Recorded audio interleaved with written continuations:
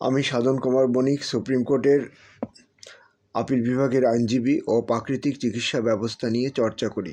Certificate in emergency মেডিসিনে আমার role 11-2-5-08। এই কোর্সটি আমরা ডাক্তার শরীফ খান স্যারের তত্ত্বাবধানে অত্যন্ত সুন্দর এবং সাবলীলভাবে আমরা সম্পন্ন করেছি।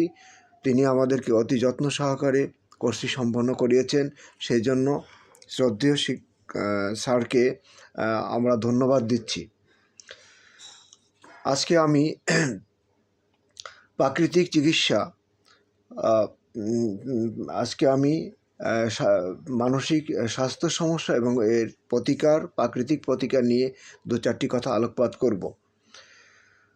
আমাদের ভুল জীবনযাত্রার কারণে এবং রাতারাতি বড়লোক হওয়ার স্বপ্নে আমরা যেভাবে দৌড়াচ্ছি এবং ভুল খাদ্য গ্রহণের ফলে এবং ভুল লাইফস্টাইলের জন্য আমরা নানাবিধ অসুখ বিসুখে ভুগছি। বিশেষ করে হাইপারটেনশন, ডায়াবেটিস, প্রেশার সহ নানাবিধ মানসিক এবং শারীরিক সমস্যায় আমরা জর্জরিত আজকে আমাদের সমাজ ব্যবস্থা। যেমন প্রেশার বাড়লেই খাচ্ছি মেডিসিন, ঘুম হচ্ছে না খাচ্ছি মেডিসিন, ডায়াবেটিস হচ্ছে খাচ্ছি মেডিসিন। অথচ এই মেডিসিনগুলো খেয়ে আমরা শুধু রোগগুলোকে দমিত করে রাখছি, কিন্তু রোগ চিরতরে কিউর হচ্ছেই না। তাহলে আমরা কিভাবে এই মানসিক সমস্যা এবং হাইপারটেনশনের জন্য স্থায়ী প্রতিকার করতে পারবো? তার জন্য সর্বপ্রথমেই আমাদের জীবনযাত্রার মান উন্নত করতে হবে। লাইফস্টাইলকে আমাদের চেঞ্জ করতে হবে এবং প্রাকৃতিক চিকিৎসার উপর আমাদেরকে বিশেষ জোর দিতে হবে। প্রথমত, যার ধর্মীয় বিশ্বাসের উপর জোর দিয়ে সৎ চিন্তা, সৎ ভাবনা এবং সৎ কাজ এবং সৎসঙ্গ করতে হবে। তাহলে আমাদের ভিতরে একটা পজিটিভ শক্তি আসবে। পজিটিভ শক্তি আসলেই আমরা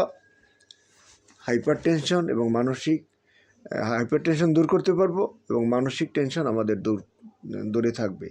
অতিরিক্ত প্রসেস ফুড, অতিরিক্ত তৈলাক্ত খাবার, অতিরিক্ত সুগার এবং অতিরিক্ত তৈল এবং অতিরিক্ত কার্বোহাইড্রেট খাবার ত্যাগ করে নর্মাল ফুড বা অর্থাৎ ন্যাচারাল ফুড এর উপর বিশেষভাবে আমাদের জোর দিতে হবে।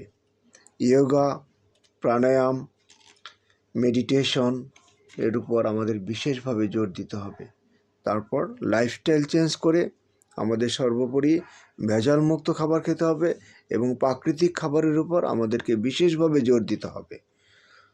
তাহলে আমরা মানসিক স্বাস্থ্যের উপর আমরা বিশেষ জোর দিতে পারবো এবং আমরা অ্যালোপ্যাথিক ওষুধের মতো বিষাক্ত ওষুধের হাত থেকে আমরা আমাদের দেহকে চিরতরে রক্ষা করতে পারবো। সকলকে ধন্যবাদ।